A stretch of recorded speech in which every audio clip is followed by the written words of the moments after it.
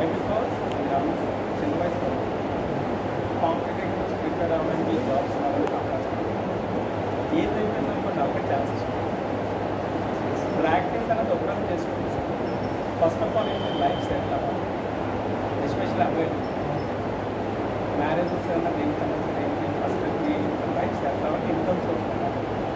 మనం ఫస్ట్ ఇక్కడ ప్రాక్టీస్కి వచ్చిన తర్వాత ఏంటి అసలు ఏం రాదు, జీరో సీనియర్ అప్పుడు మన స్టేజ్ ఇంకా తెలియదు మనం ఆధారపడాలి.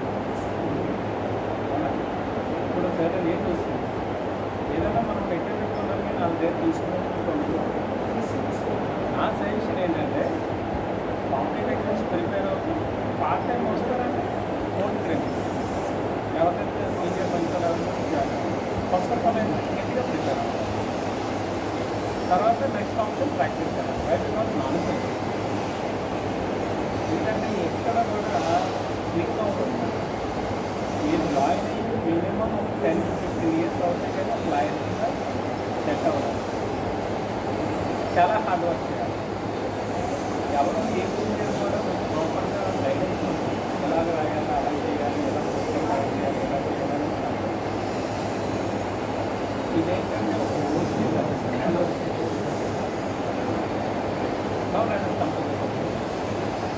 ఇక్కడ మీరు కోర్టు వచ్చిన తర్వాత ఎన్ని రకాల కోర్టు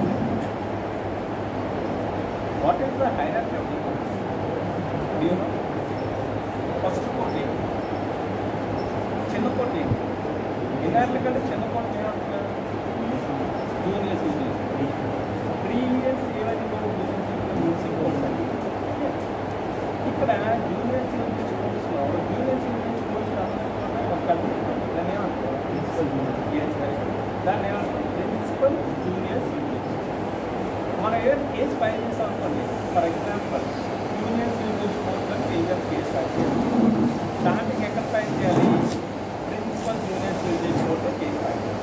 ఓకే, మన కేసు తన ఇబ్బంది అక్కడ అక్కడ ఏంటంటే అక్కడ జడ్జిగా కోర్టులో చూసి అక్కడ నేను మేడ్ ఓవర్ చేస్తాను రిమైనింగ్ జూనియర్ కోర్టు. అలాగే సేమ్ ప్రాసెస్ సీనియర్ సీనియర్ కోర్టుకి హెడ్ ఆఫ్ కాండక్ట్, అదే ప్రిన్సిపల్ సీనియర్ సీనియర్. ఆ కోర్టు వేరే పేరు కూడా ఉంది, సబ్ కోర్ట్స్ అని కూడా అంటారు. సబ్ కోర్ట్ అంటే principal senior senior sub court. In the same manner అలాగే డిస్ట్రిక్ట్ అండ్ సెషన్ అలాగే దానికి కూడా ఒక కోర్ట్ ఉంటుంది, principal court. That is nothing but PDC, principal district and session. మన పాస్ పేజ్లో ఉంది కదా పైన, అది హెడ్ ఆఫ్ ద మొత్తం ఎన్ని courts head principal district and session. ఇక్కడ మీరు ఒకటి గమనించాలి, జూనియర్ తీసుకుంటామో సీనియర్ తీసుకుంటామో ప్రిన్సిపల్ డిస్ట్రిక్ట్ అండ్ సెషన్ తీసుకుంటాము.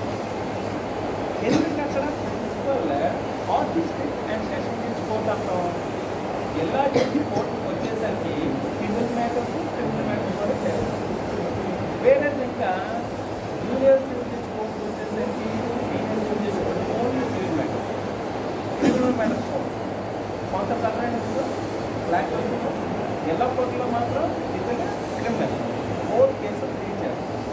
వేరే in case of junior civil court and senior civil court only with regard to the civil matters. They won't deal with the criminal matters. Why? Because then jurisdiction also. Let us come to the next. Next, for example, yellow courts strike వచ్చేసరికి criminal cases ఏం చూస్తారు? పెద్ద cases, severe offences. మరి చిన్న offences ఏ court ఉంటాయి? Magistrate courts ఎన్ని రకాలు ఉంటాయి? First class magistrate and second class. నిజంగా మన మేజిస్ట్రేట్ కోర్టులు ఎక్కడ ఉన్నాయి? మన గేట్ ఉంటుందంటే ఆ గేట్ ఎంట్రన్స్లో బ్లాక్ ఉంటుంది. ఆ బ్లాక్లో ఎన్ని కూడా మేజిస్ట్రేట్ కోర్ట్స్. ఓకే, ఆ మేజిస్ట్రేట్ కోర్ట్స్ కూడా జ్యూరిస్డిక్షన్ ఎంత ఉంటుంది? మన దాంట్లో ఎన్ని ఉన్నాయి?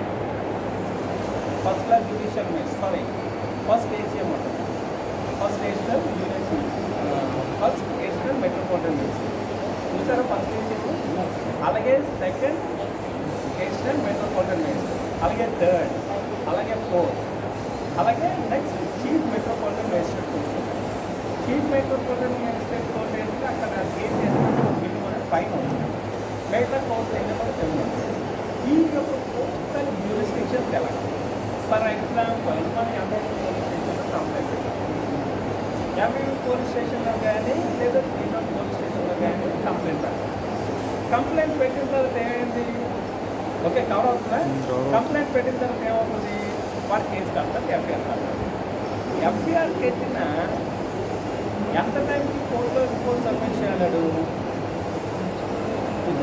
24 అవర్స్లోగా ఎవరెవరైనా కేసులు పెట్టారో అవన్నీ కూడా దాంతోపాటు ఎక్యూజ్ ఉంది, ఆ దానికి ఇది అవన్నీ కూడా ఎక్కడ సబ్మిట్ చేయాలి? కోర్టులో సబ్మిట్ చేయాలి. ఏ కోర్టులో సబ్మిట్ చేయాలి? ఇక్కడ చాలా మెజిస్ట్రేట్ కోర్టు ఉంది. ఏ కోర్టులో సబ్మిట్ చేస్తారు మరి? 3 town and 4 days sorry MB police station కూడా ఇవన్నీ కూడా ఏ జ్యూరిస్డిక్షన్లో వస్తుంది? 4 days కోర్టు. అంటే బేసిక్ లాగా పోలీస్ స్టేషన్స్ దానికి జ్యూరిస్డిక్షన్ పెట్టి కోర్టులో ఫైల్. ఓకేనా? Concept clear. అలాగనమాట ఏరియా పెట్టి కూడా ఆ జ్యూరిస్డిక్షన్ పెట్టి కోర్టులో case file. Okay, for example ఏది ఎఫ్ఐఆర్ పెట్టారు, ఎక్యూజన్ తీసుకొచ్చారు, ఎఫ్ఐఆర్ పాల్గొన్నారు, కోర్టులో ప్రొడ్యూస్ చేసిన తర్వాత జడ్జి గారు ఏం చేస్తారు? జడ్జి గారు ఏం చేస్తారు? రిమైండ్ చేస్తారు. Basing on what? Basing on the complaint as well as the FIR which was filed by the SHO. Here, who is known as complainant and de facto complainant? For example, మన స్టేషన్కి వెళ్ళి complaint పెట్టాం, police వాడు case కడతాం. స్టేషన్కి వెళ్ళి complaint పెట్టిన వాళ్ళు ఏమంటాం? కేసు పెట్టిన వాళ్ళు ఏమంటాం? ఇది ఐడియా కంప్లైంట్ ఎక్స్పెక్ట్ మనం నేను ఫర్ ఎగ్జాంపుల్ నేను అన్నాను స్టేషన్కి వెళ్ళి కంప్లైంట్ పెడతాను. కంప్లైంట్ పెట్టిన తర్వాత కేసు నేను కడతాను కదా. ఎవరు కేసు కడతారు? SHO. SHO is nothing but known as Station House Officer. Who is the Station House Officer to the police station? Circle Inspector. కొన్ని ఏరియాస్లో అయితే sub inspector. That means role of ఇక్కడ మరి నేనైతే కంప్లైంట్ ఇస్తాను. మరి నన్ను ఏమంటారు? I'm known as de facto complainant. The person who gives the complaint to the police official, that person is nothing but known as de facto complainant. Then police వారు ఏం చేస్తారు? కేసు కడతారు. ఆ కేసు కట్టిన వల్ల ఏమంటారు? పోలీస్ వాళ్ళు ఏమంటారు? కంప్లైంట్. అదే ఏమంటారు? కంప్లైంట్. ఈ ఎవరైతే కంప్లైంట్ అంటారో ఈ కంప్లైంట్ ఏం చేస్తారు? కోర్టుకి వెళ్ళి సబ్మిట్ చేస్తారు. ఇలా ఓకే, ఇలా జరిగిన తర్వాత మీరు కోర్టులో సబ్మిట్ చేసిన తర్వాత ఏం చేస్తారు? ఎక్యూజ్డ్కి రిమైండ్ ఇస్తారు. రిమైండ్ ఇచ్చిన తర్వాత ఏం చేయాలి? ఎన్ని రోజులు రిమైండ్ ఇవ్వాలి? 14 days. Okay okay 14 days remand ఇస్తారు. రిమైండ్ ఇచ్చిన తర్వాత ఏం చేస్తారు? వాళ్ళు ప్రొడ్యూస్ చేస్తే మళ్ళీ ఆ రిమైండ్ అనేది ఎక్స్టెండ్ చేస్తారు. ఈ ప్రాసెస్ అంతా ఎందుకు జరుగుతుంది? What are the use? What is the purpose of giving remand to the accused? For what purpose? What is the main purpose? What is the main purpose? For the purpose of investigation. If the investigation is not completed within the 24 hours, అంతే కదా, వాడు complaint ఇచ్చినట్టు మనకు investigation complete చేయాలి. Then what the police will ask the court, give the time. For what purpose? to make investigation. Then why the remand is necessary? Judge గారిని remand చేయమని ఎందుకు అడుగుతారు? వై? బికాస్ అది అబ్స్కాండ్ అవ్వచ్చు, లేదా ఎవిడెన్స్ ట్యాంపర్ చేయొచ్చు, అది సమాధానం ఇచ్చు. ఓకే, ఈ యొక్క ఇష్యూస్ ఏమైనా ఫ్రేమ్ చేసి వీళ్ళని బయటకు వదిలేయడం వల్ల, రిమైండ్ చేయకుండా బయటకు వదిలేయడం వల్ల మన తారీఖు కేసుకి ఇబ్బంది జరుగుతుందని చెప్పేసి రిమైండ్ చేయమని కోర్టు వాళ్ళు అంటారు. Then the court will give the remand 14 days. Okay okay, remand ఇచ్చిన తర్వాత వాట్ ద పోలీస్ ఎవిడెన్స్ వాళ్ళు ఇన్వెస్టిగేషన్. ఆఫ్టర్ ద ఇన్వెస్టిగేషన్ ఏం చేయాలి? పోలీస్ ఛార్జ్ షీట్ ఫైల్ చేయాలి. ఛార్జ్ షీట్లో ఏంటంటే ఉంటాయి. ఓకే, ఛార్జ్ షీట్లో ఏమవుతాయి? ఎవడైతే కంప్లైంట్ ఇచ్చాడు వాడు వార్తలకు విషయం ఉంటుంది. 161 స్టేట్మెంట్స్ ఏంటో కూడా ఫైల్ చేస్తారు. ఒకవేళ ఏమైనా దెబ్బలేని రేపు 3 సర్టిఫికేట్ ఫైల్ చేస్తారు. నెక్స్ట్ మెడికల్ సర్టిఫికేట్ ఫైల్ చేస్తారు. ఇవన్నీ కూడా వస్తాయి. దీంట్లో ఛార్జ్ షీట్ ఫైల్ చేసిన తర్వాత ఛార్జ్ షీట్ అంతా ఫ్రేమ్ చేసిన తర్వాత ఏం చేస్తారు? కోర్టుకి సబ్మిట్ చేస్తారు. కోర్టుకి సబ్మిట్ చేసిన తర్వాత కోర్టు ఏం చేస్తుంది? కోర్టు ఏం చేస్తుంది? ఛార్జ్ షీట్ ఫైల్ చేస్తారు, కోర్టు సబ్మిట్ చేస్తారు. కోర్టు ఏం చేస్తుంది? charges pay చేస్తారు. Charges means what? It's nothing but known as offenses. ఎఫ్ఐఆర్లో సెక్షన్ పెడతారు కదా, చార్జెస్ అంటే అవే offenses. ఆ basing of the charge the court can add the charges or remove the charges. Okay, basing of on the facts of the case. Why because generally మన complaint ఇచ్చిన తర్వాత complaint ఏంటి expect అవ్వాలి, offence అన్నది expect అవ్వాలి. దానికంటే FIR అన్నది register చేస్తాం. ఫర్ ఎగ్జాంపుల్ మీరు కంప్లైంట్ ఇచ్చాను, కంప్లైంట్ ఇచ్చిన తర్వాత కంప్లైంట్ అఫెన్స్ ఎక్స్పెక్ట్ అవుతుంది, కేసు కడతారేంటి, కేసు కడతారు. మనం రాసిన కంప్లైంట్లోనే ప్రైమా ఫేసి ఖండించాం, నేరం చేసిన ఖండించాము. ఏ కేసులకి సాధారణ ఎఫ్ఐఆర్ కడతారు, కాగ్నైజబుల్ నాన్ కాగ్నైజబుల్. కాగ్నైజబుల్ ఆఫెన్సెస్కి ఎఫ్ఐఆర్ కడతారు, మరి నాన్ కాగ్నైజబుల్ ఆఫెన్సెస్కి ఎఫ్ఐఆర్ కట్టడం మనం ఎప్పుడైతే non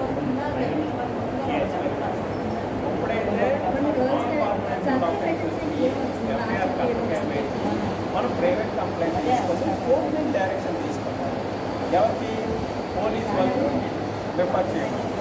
Then the police will make the investigation and finally issue the case. This is clear. So మన కొంచెం ఛార్జ్ షీట్ ఉంటుంది. ఛార్జ్ షీట్ వేసిన తర్వాత ఏం చేస్తారు, డిక్లేర్ చేస్తారు, ఛార్జెస్ ఫ్రేమ్ చేస్తారు. తర్వాత ఏం చేస్తారు, నో ట్రయల్ స్టార్ట్ చేయాలంటే ఎలాగా ఎవరిని చేస్తారు ఎగ్జామినేషన్. నేను కంప్లైంట్ ఇచ్చాను, నా కంప్లైంట్ మేము చేస్తే మాట్లాడుతూ సాక్షి పెడతారు, మరి మా అందరూ నోట్స్లో పోతా సమన్స్ ఇవ్వాలి కదా, మరి వాళ్ళు కోర్టుకు రావాలి కదా. అప్పుడు ఏం చేస్తారంటే ఛార్జ్ షీట్ ఫైల్ చేసుకుంటారు, మా అందరూ కూడా సమన్స్ పంపిస్తారు. బాబు మీరు పలానా కేసు పెట్టారు, పలానా కేసు పెట్టాం, కూడా ఫైల్ అయింది, మీరు వచ్చి సాక్షి చెప్పండి అంటారు. ఇప్పుడు మా తరఫున ఎవరు ఉంటారు, on behalf police prosecute the case, prosecutor. మరి ఎక్యూజర్ తరఫున ఎవరు ఉంటారు, defence, private lawyer defence. Okay, so అప్పుడు మాకు వచ్చిన తర్వాత నోటీస్ వచ్చిన తర్వాత ఏం చేస్తాం, ఏంటంటే అయిన తర్వాత ఏమవుతుంది, పబ్లిక్ ఉంటుందా లేదా ఎవరు కొంచెం పట్టుగా అన్ని పక్కన కూర్చొని అలా వీడియో. ఇప్పుడు పబ్లిక్ ప్రాసిక్యూటర్ అడుగుతారా, డిఫెన్స్ లాయర్ అడుగుతారా. ఇప్పుడు నేను కంప్లైంట్ ఇచ్చాను, నేను కంప్లైంట్ ఇచ్చిన తర్వాత నన్ను ఫోన్లో ఇచ్చేస్తాను. నన్ను ఎవరు అడుగుతారు, first chief examination. Chief examination అంటే ఫర్ ఎగ్జాంపుల్ చీఫ్ ఎగ్జామినేషన్ అంటే నేను కంప్లైంట్ పెట్టాను కదా, అసలు ఏం జరిగింది అన్నది పబ్లిక్ ప్రాసిక్యూటర్ అడిగితే, అంటే పబ్లిక్ ప్రాసిక్యూటర్ ఎవరి తరఫున, పోలీసు వస్తారు, పోలీసు తరఫున నేను ఫోన్ ఎక్కుతాను. పోలీసు వాళ్ళు కదా కేసు పెట్టారు, మరి వాళ్ళకి సపోర్ట్ ఉండాలి కదా. పోలీసు వాళ్ళ తరఫున పబ్లిక్ ప్రాసిక్యూటర్ అంటే పబ్లిక్ ప్రాసిక్యూటర్ ఏం చేస్తారు, మాకు ఏం జరిగింది చెప్పాలని చెప్పిన తర్వాత రికార్డ్ అయిన తర్వాత మరి మేము చెప్పిన తర్వాత నిజం అవ్వదని ఎవరు టెస్ట్ చేస్తారు, మరి నేను చెప్పినంత నిజం అయిపోతుంది, మరి అవి కూడా ఎగ్జామ్ చేయాలి కదా. దాన్ని ఏమంటారు, క్రాస్ ఎగ్జామినేషన్. మనం ఏదైతే చెప్తామో దాన్ని చీఫ్ ఎగ్జామినేషన్ అంటారు.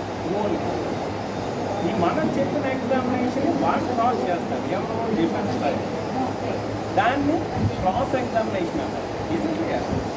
ఆ క్రాస్ ఎగ్జామినేషన్లో they will test the chief examination. మనం ఏదైతే చెప్తామో స్టేట్మెంట్, ఆ స్టేట్మెంట్ అంటే ఎంతవరకు కరెక్ట్గా రాంగ్ అనేది టెస్ట్ చేస్తారు.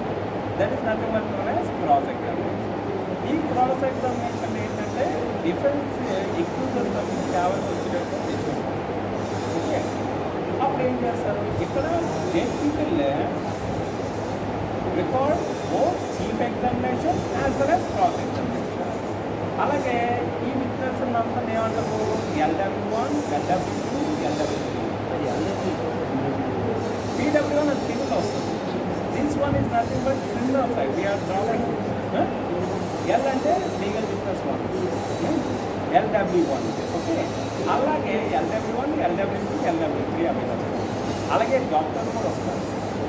ఫోన్స్ ఎవరు ఇస్తారు, డాక్టర్ ఇస్తారు. ఆ డాక్టర్ అట్ లాస్ట్ ఇన్వెస్టిగేషన్ ఎవరైతే కేసు చేస్తారో ఇన్వెస్టిగేషన్ ఆఫీసర్ వచ్చి షార్ట్ చేస్తారు.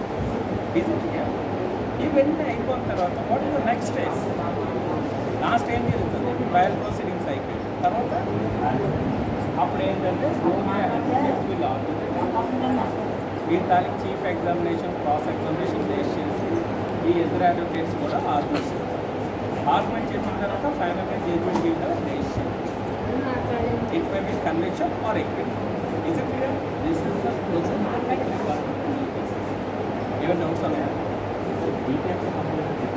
డిఫాక్ట్ కంప్లైంట్ అంటే మనం కంప్లైంట్ ఇస్తాం కదా, the person who gives the complaint to the police officers, that person is known as de facto complaint. The person who registers the case, that person is nothing but known as complainant. He is nothing but known as police officer. Investigation చేస్తాం కదా, మరి ఆడే కదా రావాలనుకుంటే ఈవెన్లో retired అయిపోయినా సరే ఎవరైతే investigation చేస్తారో that person come and give the evidence before the court with regard to that particular case. Okay, మరి ఇన్వెస్టిగేషన్ చేసినట్టు రావాలి కదా, that person is nothing but known as IO, investigation officer. Is it clear? This one with regard to the criminal clause. On the contrary, we have చెప్పండి. 161 is nothing but statements. For example, ఒక offence జరుగుతుందనుకోండి, ఆ surroundings people అందరూ కూడా వచ్చి అడుగుతూ ఉంటారు, బాబా పలానప్పుడు ఇలా జరిగిందని మీరు చూసారా లేదా, చూసారంటే ఇలా జరిగిందని మీ పేరుతో సహా స్టేట్మెంట్ అంతా రాసుకొని కంప్లైంట్. ఓకేనా? అది వెళ్ళి కోర్టులో పెడతాం. That is nothing but 161. Concept is clear? అర్థమైందా లేదా? ప్రొసీజర్ అర్థమైందా? ఓకే, ఇది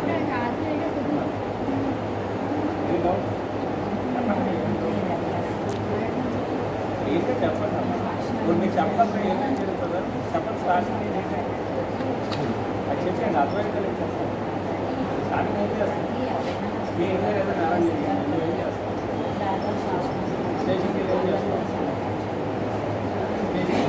కంప్లైంట్ చేస్తారు. నేనేమంటాను వెరీ గుడ్. అప్పుడు పోలీసులు ఏం చేస్తారు? కంప్లైంట్ బయట ఏంటి ఎఫ్ఐఆర్ కట్టాలి. ఎఫ్ఐఆర్ కట్టిన ఏం చేస్తారు? ఎవరా ఎఫ్ఐఆర్ ఎవరు ఇస్తారా? ఎక్యూజ్ కంప్లైంట్ ఏం చేస్తారు? పోలీసులు ఇస్తారు. ఎవడైతే నేరం చేస్తే అట్లా కంప్లైంట్ పెడతారు. పోలీసులు ఇస్తే ఇది కూడా కోర్టు పంపిస్తారు. అవునా కదా? ఆ తర్వాత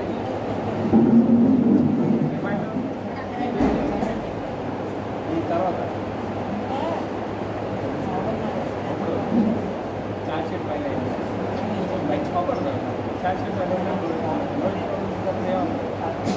కోర్టులో సాక్షి చెప్పాలి. కంప్లైంట్ పెట్టింది. కంప్లైంట్ పెట్టిన సాక్షి ఎవరు అడుగుతారు? డిఫెన్స్ ప్రాసిక్యూషన్ ప్రాసిక్యూషన్స్ ఎవరు డిఫెన్స్ లైన్ ఈ కమాండర్ క్రాస్ ఎక్స్ప్లెయిన్ చేస్తారు.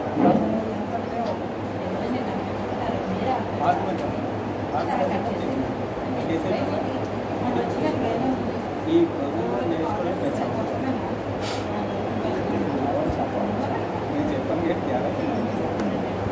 చెప్పాను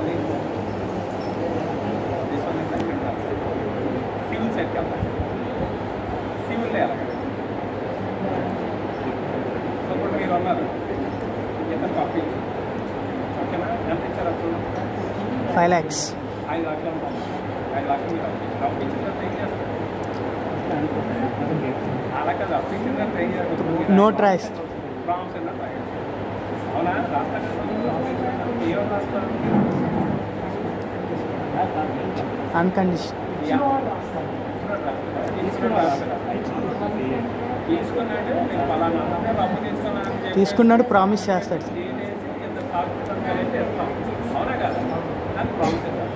ప్రామిస్ అన్న ఆన్లైన్ అప్పు ఇచ్చారు, దాని ప్రామిస్ అన్న మీకు ప్రామిస్ నెలకు వడ్డీ కట్టలేదు, అసలు ఏం లేదు. అప్పుడు ఏం చేస్తారు? సివిల్ కోర్టులో కేసు. సివిల్ కోర్టులో కేసు ఉంటే అసలు ఫర్ ఎగ్జాంపుల్ అతనికి ప్రామిస్ 3 సంవత్సరాలు టైం జరిగింది. Prompts are not valid 3 years. From the date of execution of the prompts, the time period for filing a note for the recovery of money on the stamp of the prompts note is only 3 years. Is it clear? अब prompts note అది పనికి రావాలంటే మళ్ళీ ఏంటంటే maximum రాయించుకొని maintain చేయాలి. అప్పుడు మళ్ళీ 3 years free కదా. ఇది ఓకే. ఇక్కడ మన జూనియర్ సీనియర్ ఎలా పెక్యునరీ jurisdiction పెక్యునరీ jurisdiction is nothing but with regard to money. For example previous ఏంటంటే అప్ టు 3 lakhs వరకు జూనియర్స్ యూజ్ చేసుకోవాలి. ఏదైనా money recovery up to 3 lakhs ఎక్కడ ఫైల్ చేసుకున్నారు జూనియర్స్ యూజ్ ప్రీవియస్. ఇప్పుడు దాన్ని ఏం చేశారు 20 lakhs మార్చారు. అప్ టు 20 lakhs మన జూనియర్స్ యూజ్ చేసుకోవాలి రికవరీ మనీ కింద చేసుకుంటారు. 20 lakhs దాటితే సీరియస్ యూజ్ ఎంతవరకు up to 50 lakhs. above 50 lakhs district concept available. This one is nothing but known as pecuniary jurisdiction. That means with regard to the money. Territorial jurisdiction means yes, territorial jurisdiction is regard to that. For example, కొన్ని areas ఆ area మీరు అర్థం చేస్తున్నారు. ఆ area ఎక్కడ ఏ jurisdiction వస్తుందో ఆ jurisdiction లో లేదు. ఓకే. ఫర్ ఎగ్జాంపుల్ భీమిలిలో కొన్ని కేసెస్ అలాగే ఇక్కడ ఇంకా కూడా ఇక్కడ ఒక మూమెంట్కి దాని దానికి jurisdiction that is not nothing but known as territorial jurisdiction. Okay. Problems అని ఉంటుంది. నువ్వు ఇచ్చావు నేను తీసుకున్నాను సంతకం వచ్చింది నువ్వు కోర్టుల కేసెస్ ఉన్నది ఏం చేస్తాను. ఇది పోలీస్ కేసు కాదు. పోలీస్ కేసు ప్రైవేట్ కేసు మీరు తరఫున నువ్వేం చేస్తావు కోర్టుల కేసు ఫైల్ చేసిన తర్వాత నోటీస్ మొత్తం ఎన్ని కూడా కేసు బంద్ అంటే నువ్వు ఇచ్చిన ఫామ్స్ ఉన్నట్టు అవన్నీ కూడా కోర్టులో ఫైల్ చేసిన తర్వాత ఏం చేస్తాను జడ్జి గారు నెంబర్ ఇచ్చి దాని మీద చెప్పిన తర్వాత ఏం చేస్తారు నోటీస్ చూస్తారా. ఓకే. నోటీసెస్ ఎవరు సర్వ్ చేయాలి నీకు సర్వ్ చేయాలి అవునా. సర్వ్ చేసిన తర్వాత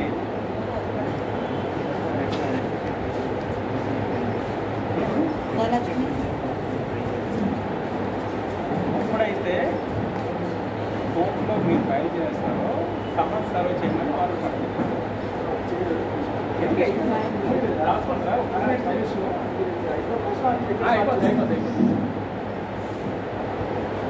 ఓకే. అప్పుడు ఏమవుతుంది ఆటోమేటిక్గా నోటీసెస్ అనేది సర్వ్ చేస్తారు. నోటీసెస్ సర్వ్ అయిపోయిన తర్వాత వాళ్ళు ఏం చేస్తారు రిటర్న్ స్టేట్మెంట్ ఫైల్ చేస్తారు. మీరు దానికి మీరు చేసినది వాళ్ళు సమాధానం పెట్టుకున్నారు. సమాధానం పెట్టుకున్న తర్వాత మీ తరఫున సాక్ష్యాలు కోర్టుకు వస్తారు. కోర్టుకు వచ్చిన తర్వాత ఆర్గ్యుమెంట్ చేసిన తర్వాత ఫైనల్ చేస్తారు. It's clear. ఈరోజుకి సాల్వ్ అయిపోతుంది. నెక్స్ట్ ఫ్రీడమ్లో క్లోజ్ చేస్తారు. మీరు ఏం